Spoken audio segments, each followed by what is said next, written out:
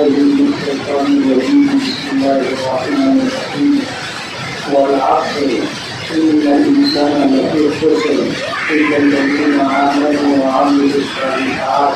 وتواصوا بالحق وتواصوا بالصبر صدق الله العظيم. حاضرین عزیز،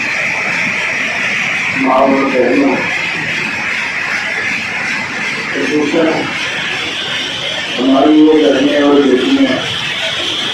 جو عالمات کا کورس مکمل کر چکی ہے اور جن کے اعزاز میں آج کل یہ پروگرام رکھا گیا ہے،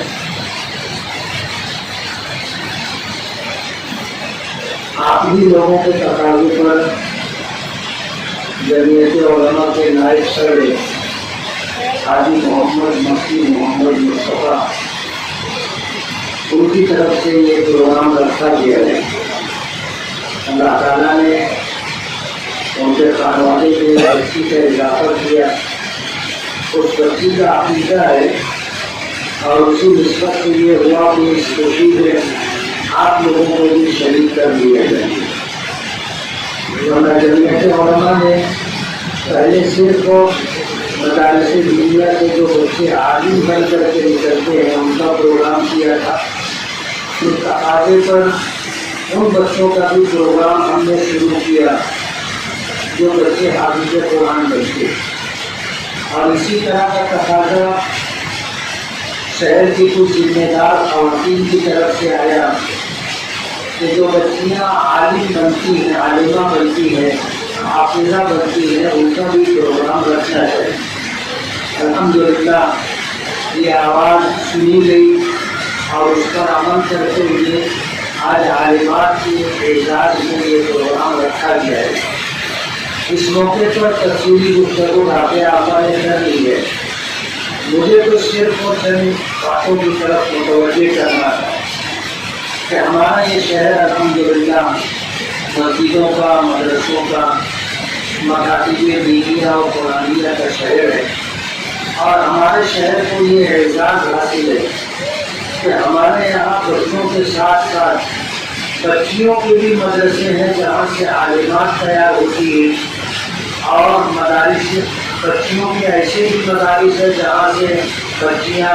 قرآن کریم کا حفظ بھی مکمل کرتی ہیں، اور ایک بہت بڑی تعداد ہمارے شہر میں مدارس دینیہ اور مکاتب قرآنیہ سے بچے اور بچیوں کی فارغ ہوتی ہیں جو حافظ قرآن بنتی ہیں۔ شاید ہندوستان میں کوئی ایسا شہر ہوگا کہ جہاں 400 450 بچے بچیاں ہر سال حافظ قرآن بنتی ہیں۔ جہاں ہمارے شہر کو یہ اعزاز حاصل ہے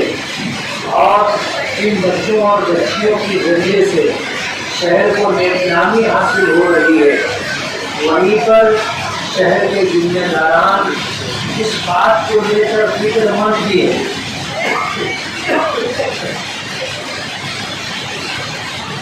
کہ ہمارے شہر میں ایک طبقہ ایسا بھی ہے کہ جب ان کے گھر بچوں کے رشتے کے تعلق سے کوئی بات ہوتی ہے اور انہیں رشتہ بتایا جاتا ہے کہ یہ عالمہ بچی ہے اور حافظہ بچی ہے، تو وہ لوگ انکار کر دیتے ہیں کہ عالمہ اور حافظہ کا رشتہ مت بتاؤ۔ یہ ایک سماجی مسئلہ ہے جس کو لے کر کے ہم لوگ فکر مند ہیں کہ اگر ہمارے شہر میں بچے اور بچیاں عالمات اور حافظات بن رہی ہیں تو ان کے رشتے کے تعلق سے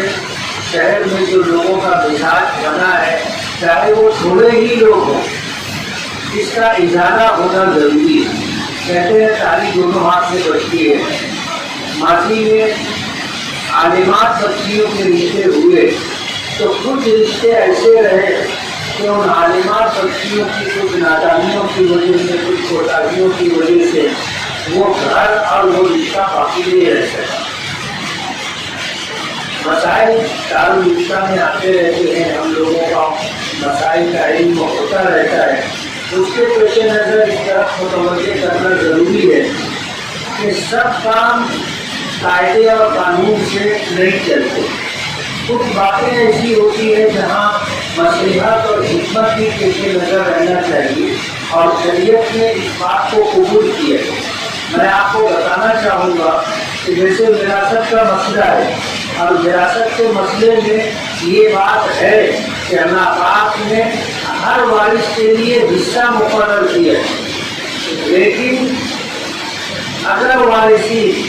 بجائے شریعت کے متعین کردہ حصوں کے آپس میں مصالحت سے ورثہ تقسیم کرنا چاہے تو شریعت اسے مانتی، شریعت اسے قبول کرتی۔ تو حکمت اور مصلحت کا اختیار کرنا بسا اوقات اس لیے ضروری ہو جاتا ہے کہ نکاح کے بعد رشتہ ٹوٹے یا نکاح کے بعد خاندان میں رشتے کو لے کر کے دراڑ پیدا ہو، اس سے بہتر یہ ہے کہ حکمت اور مصلحت سے کام لے کر کے کچھ برداشت کر دینے کا راستہ اختیار کرنا چاہیے۔ ہماری بہنوں کی طرف سے بسا اوقات یہ مسئلہ بچے کی پیدائش پر آیا کہ بچے کو سنبھالنا میری ذمہ داری نہیں ہے، بچے کو دودھ پلانا میری ذمہ داری نہیں ہے، کپڑا دھونا، گھر صاف کرنا میری ذمہ داری نہیں ہے۔ جب ان جیسے مسائل کا سامنا سماج میں لوگوں کو کرنا پڑا تو وہ دارالفتہ آئی، ہم لوگوں سے پوچھا کہ کیا یہ عورت کی ذمہ داری نہیں ہے؟ ظاہر بات ہے شریعت کا حکم یہی ہے جو عالمہ نے پڑھا تھا کہ بچوں کو دودھ پلانا ہماری ذمہ داری نہیں ہے، بچوں کی پرورش کرنا ہماری ذمہ داری نہیں ہے، اور گھر میں پورے گھر والوں کا کام کرنا ہماری ذمہ داری نہیں ہے۔ یہ بات شرعاً اپنی جگہ صحیح ہے اور درست ہے، لیکن ظاہر بات ہے ان مسائل کو لے کر کے اگر رشتہ ٹوٹ جاتا ہے اور ان مسائل کو لے کر کے پورے خاندان کو، چاہے کہ وہ سسرال ہو یا بیٹا ہو، اس کا سامنا کرنا پڑتا ہے تو بڑی دقتیں آتی ہیں۔ ایک صاحب پوچھنے لگے مجھ سے کہ جیسے وہ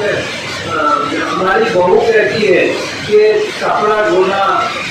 برتن دھونا اور گھر کی صاف صفائی کرنا، گھر میں سب لوگوں کا کام کرنا ہماری ذمہ داری نہیں ہے، تو کیا بہو کا علاج و معالجہ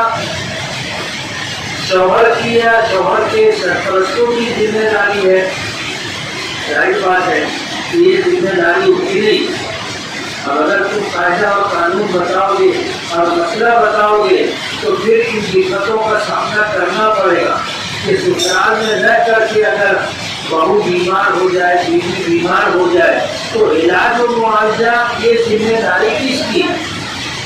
اگر سسرال کے لوگ بولیں کہ یہ ہماری ذمہ داری نہیں ہے تو ظاہر بات ہے ایسی پریشانی پیدا ہوگی جس کا حل بظاہر مشکل۔ اس لیے میں اپنی ان بچیوں سے جو عالمات کا کورس مکمل کر کے آج الحمدللہ جو ہے عالمات میں شامل ہو گئی ہیں، ان سے یہ کہنا چاہوں گا کہ ہماری کچھ ناکامیوں کی وجہ سے اس طرح کے حالات پیدا ہو جاتے ہیں جس کا تدارک کرنا پنچ حضرات کے لیے، جس کا تدارک کرنا سرکار کے چھوٹے لوگوں کے لیے بہت مشکل ہو جاتا ہے۔ اس لیے سماج میں جس طرح کا ماحول ہے، اگر آپ دو کام زیادہ کر لیں گی، اگر آپ اپنی ذمہ داریوں سے پڑھ کر کے کچھ ذمہ داریاں قبول کر لیں گی تو اس سے کوئی آپ کی شان میں فرق پڑ جائے گا، ایسا نہیں۔ کچھ دن تو سسرال میں جانے کے بعد بہو بن کر کے رہنا پڑتا ہے، ساس ساس رہتی ہے، بہو بہو رہتی ہے، لیکن ایسا ہمیشہ نہیں ہوتا کہ بہو ہمیشہ بہو رہے گی۔ ایسا وقت بھی آتا ہے کہ ساس کی آواز بند ہو جاتی ہے، ساس کی طرف سے جو اذیت اور تکلیف دینے کا سلسلہ ہوتا ہے، بات کے بات پر بات سنانے کا جو معمول ہوتا ہے وہ بدلتا ہے، اور ایک وقت آتا ہے کہ بہو گھر کی رانی بن جاتی ہے۔ رانی بننے کا مطلب یہ ہے کہ پھر گھر میں اس کا سکہ چلنے لگتا ہے